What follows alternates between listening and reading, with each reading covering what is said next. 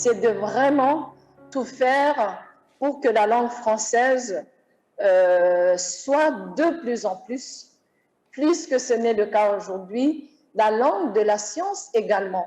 Nous vivons dans un monde multilingue, nous sommes à l'ère d'une francophonie décomplexée. Nous sommes agiles, nous sommes prêts à nous adapter aux changements, à collaborer avec d'autres langues.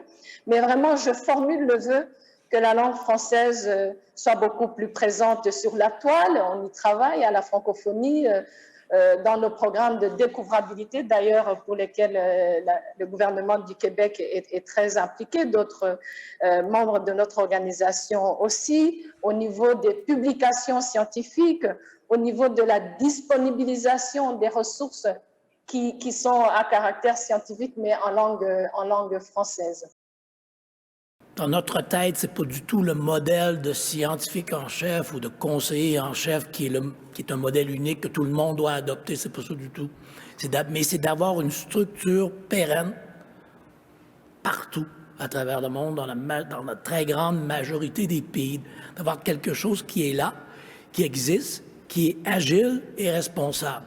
Mais je l'ai constaté aussi, et je dirais peut-être encore plus, dans une autre discussion que j'ai eue quand je m'occupais de la diplomatie française, qui est la préparation de l'accord nucléaire iranien. Vous vous rappelez cet accord de 2015 qui, malheureusement, a été mis en cause ultérieurement. Mais là, on avait besoin des scientifiques.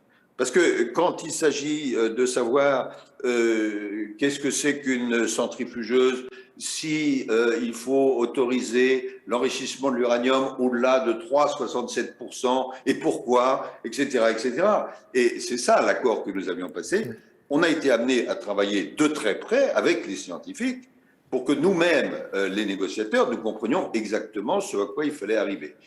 Je pense qu'il faut aussi prendre un peu de recul par rapport aux raisons pour lesquelles le conseil scientifique, d'une manière générale, hein, ça a peut-être été mieux à certains endroits qu'à d'autres, mais d'une manière générale, il faut constater que l'environnement se dégrade toujours très vivement.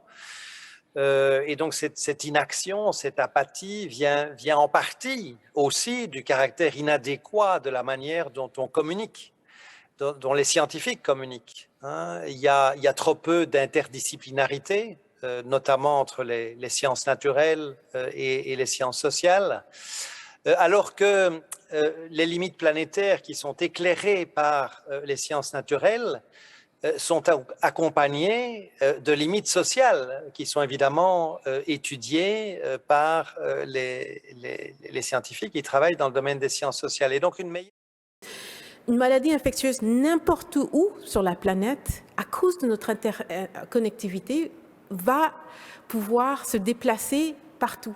Donc, on ne peut pas se dire, si moi je protège mon pays, c'est pas assez. Il faut que collectivement, sur toute la planète, on pense vraiment aux limites planétaires et comment s'assurer de vivre de façon beaucoup plus saine. Et au niveau de la science, il y a des outils magnifiques qui peuvent nous aider à avancer dans ce sens-là. Et c'est vraiment de maximiser le potentiel des conseils scientifiques pour nous aider à visionner un avenir beaucoup plus sain et beaucoup plus en harmonie avec la nature.